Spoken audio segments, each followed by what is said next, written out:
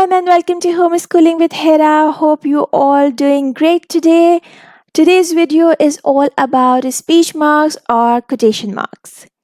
Now what I'll be teaching you today, first we shall learn what are speech marks, why should we teach them to our kids, how should we teach them to our kids, and finally, I'll share with you many examples. So if this is something that interests you, be with me to the end of the video. And if you haven't subscribed to my channel, do subscribe it now because this channel is for you. If you are interested in English phonics, English grammar, English creative writing, English spelling rules, and above all, how to teach all this stuff to your little ones in multi-sensory ways. So click the subscribe button now, turn on your bell notifications, and without any further ado, let's dive in.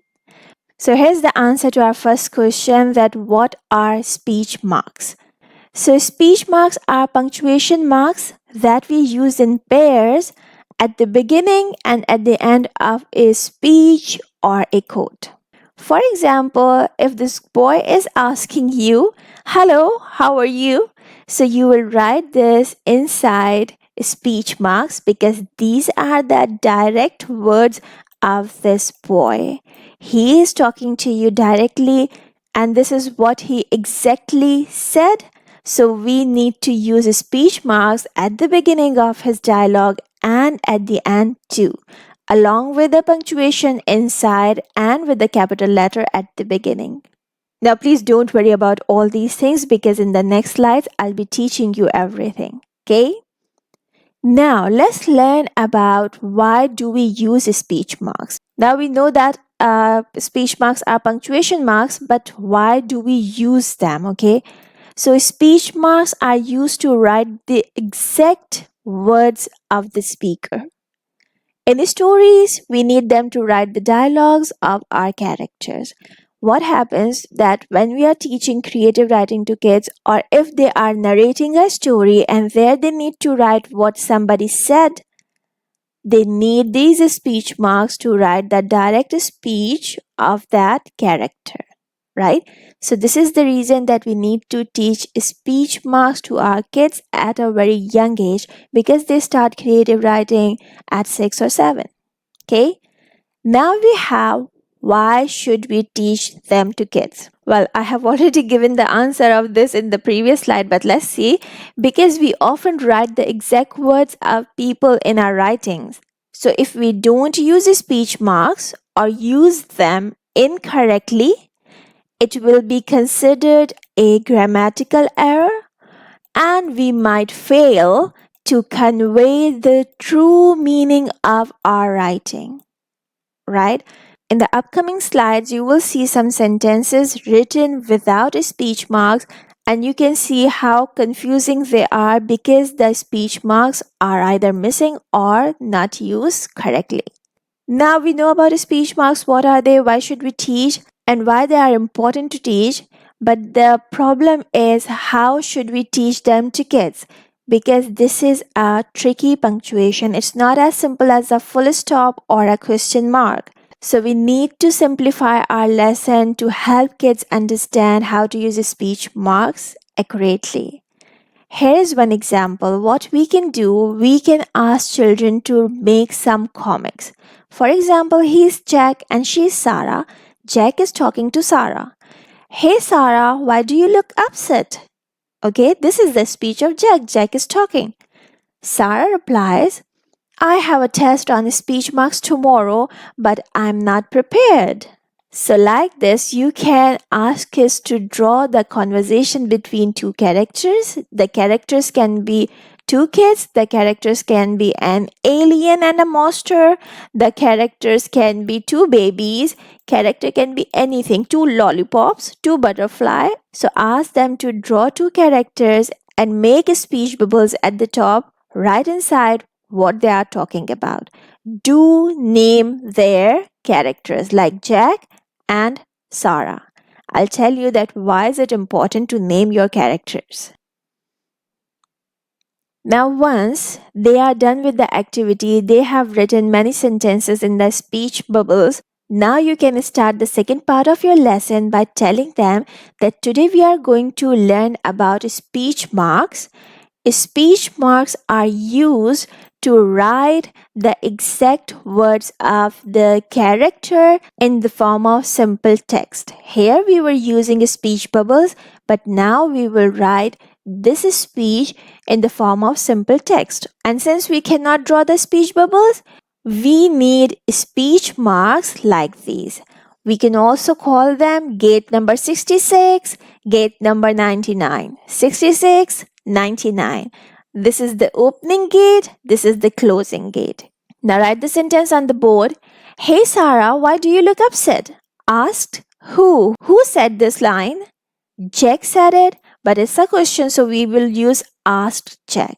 After writing this sentence like this, we know that we need to put speech marks on what Jack said or what Jack asked. So Jack asked, Hey Sarah, this is the speech of Jack. Start from here, 66. Hey Sarah, why do you look upset? And after upset, we need to put a question mark because Jack is asking a question. The speech of Jack is finished now, so we need to close our speech mark with 99. This is how we can write the thing that was inside the speech bubble in the form of plain text. Now let's see what Sarah replied. I have a test on speech marks tomorrow, but I am not prepared, replied Sarah. So let's open our gate with what Sarah replied. I have a test on speech marks tomorrow, but I'm not prepared. This is what she said, right? So we need to close the speech marks. But remember, there is a dot. The sentence is finished. So if you have a dot here inside the speech marks, please put a comma. And there you go. Right? Who said or asked this? So it was said by Sarah. I have used the word replied in place of said. Replied Sarah. This is how it will exactly look like. Speech marks at the beginning. Hey Sarah, why do you look upset? Finish your sentence with the punctuation. That is a question mark because this is a question. Speech marks closed. Tell who is the speaker. Jack is the speaker. Ask Jack. Now, speech marks open. I have a test on a speech mark tomorrow, but I'm not prepared. The sentence is finished. We will put a comma here. This is tricky. We don't put a full stop here. If we need to write after it that who replied or who said this. So replied Sarah will come after it. No full stop, but a comma. Don't forget this. Now let's cut it short and have a quick revision. After this, we will be solving some examples.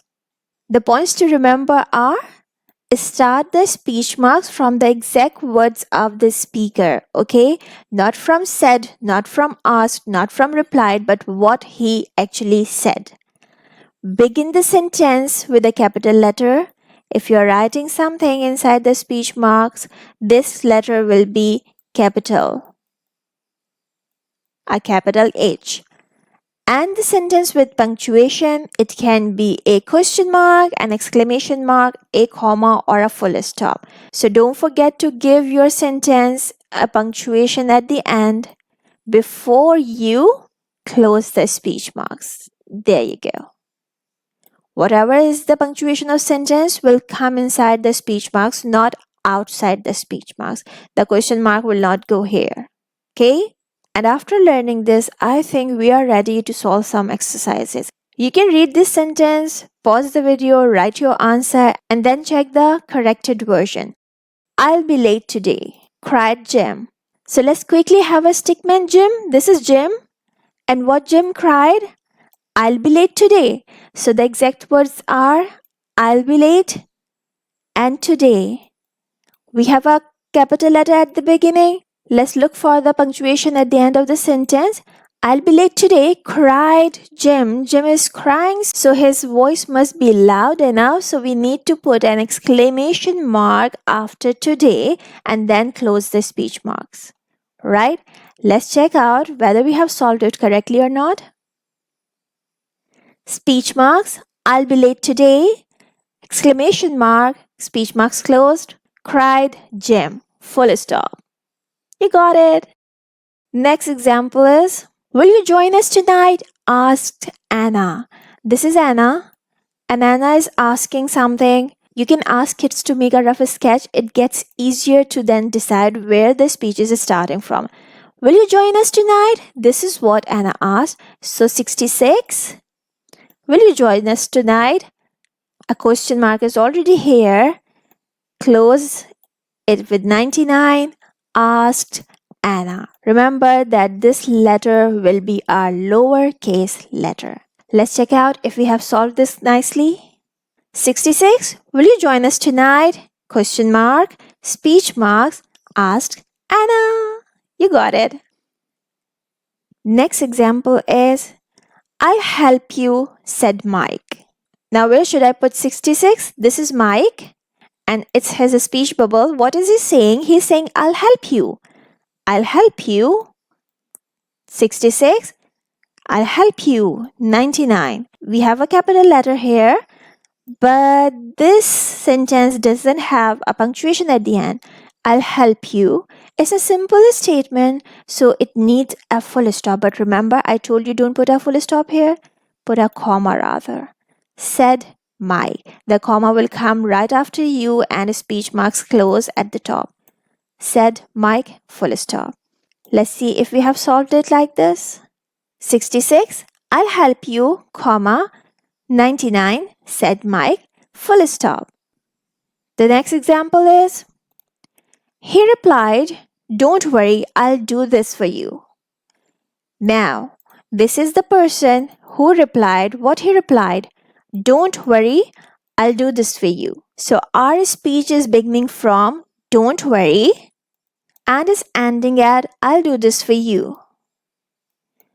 Now please check for the first letter. Is it capital? It isn't. So change it to a capital D. Don't worry, I'll do this for you. We don't have a punctuation here. It's a simple sentence, so it needs a full stop. We'll put a full stop here, not a comma, because we have nothing after it. There is one more thing that you need to put. After he replied, you need to put a little comma here. Okay? Just remember it like this. You need to separate he replied, he said, or she said, she exclaimed with a comma. Just remember this. Depending on the sentence structure, you need to put a comma either after he replied or before he replied. In the previous examples, we have the comma before he replied because we have quotation marks before that. But in this example, we have started the sentence with he replied, so the comma will come after this and then the direct speech that is in the quotation marks or speech marks. Now here's the right version. He replied, comma, don't worry, speech marks, capital letter. Don't worry, I'll do this for you. Punctuation at the end and speech marks closed. And this is how you can help your kids to get the concept of speech marks. But remember, it needs lots and lots of practice because there are multiple things involved here when you are punctuating your sentence with the speech marks, right? So now we have Jack and Sarah again. Hey Sarah, you look excited, said Jack.